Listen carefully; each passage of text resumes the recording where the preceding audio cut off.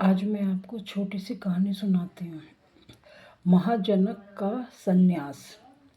मिथिला के राजा की मृत्यु के पश्चात उसके दो बेटों में भयंकर युद्ध हुआ। अंततः बड़ा भाई मारा गया और छोटा भाई राजा बन गया।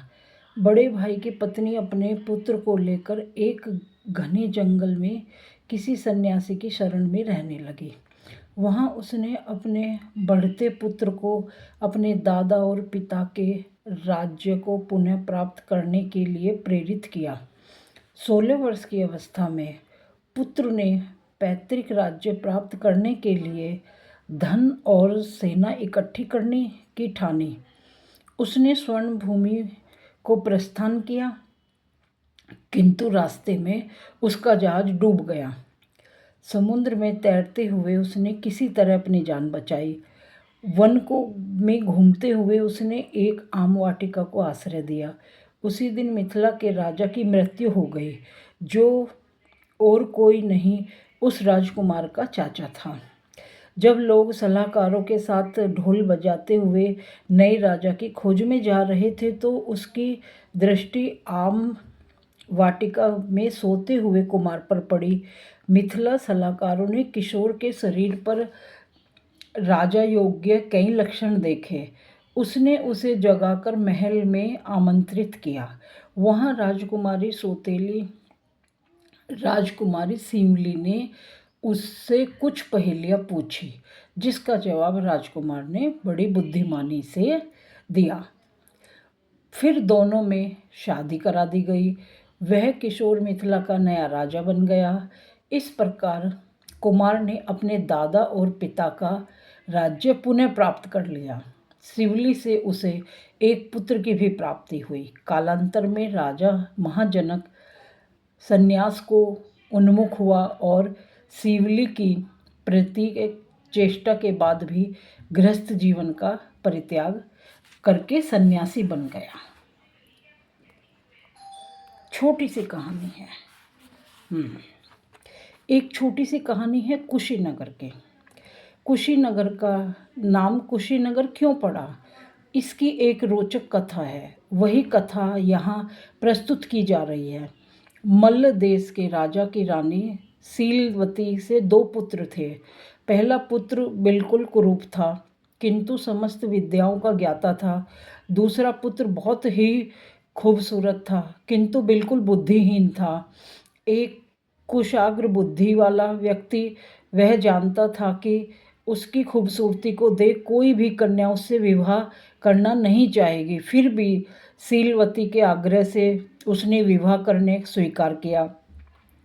प्रभावती नाम की एक बहुत सुंदर कन्या से उसकी माता ने उसका विवाह करके सांगल देश की राजकुमारी थी। जो कुश के असल रूप को छुपाने के लिए शीलवती ने प्रभावती से झूठ कहा कि उसकी पारिवारिक परंपरा के अनुरूप प्रभावती और कुश एक दूसरे को तब तक प्रकाश नहीं देखेंगे जब तक उनका बच्चा गर्भ में नहीं आता।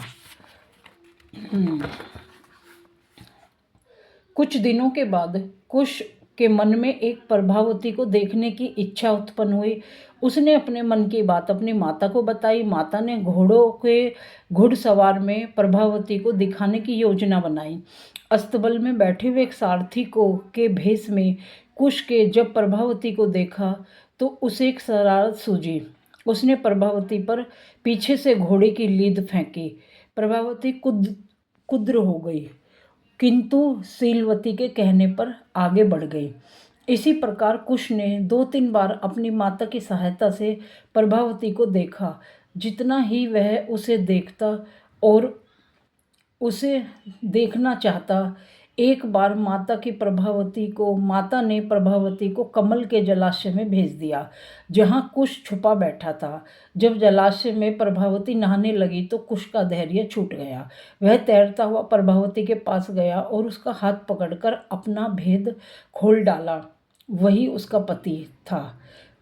उस कुरूप और प्रेत की शक्ल वाले कुश को देखकर प्रभावती मूर्छित हो गई। जब उसे होश आया तब तत्काल अपने मायके चली गई।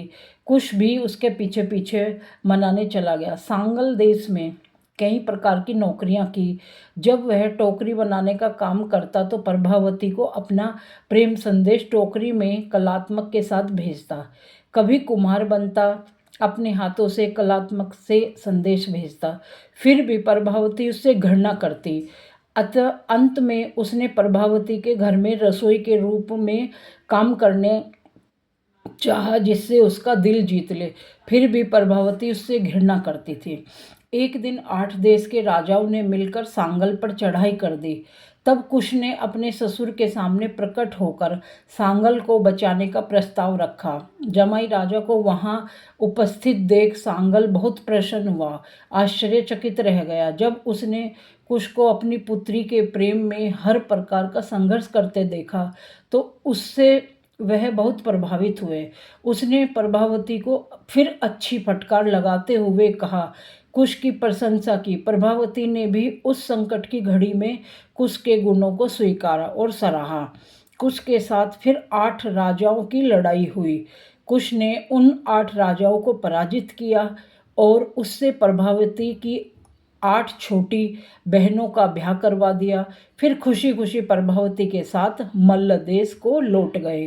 तभी से मल्ल देश का नाम उसी पराक्रमी राजा कुश के नाम से प्रसिद्ध है। उम्मीद करती हूँ आपको कहानी पसंद आई होगी। मिलते हैं कल नई कहानी के रूप में। ओम नमः शिवाय।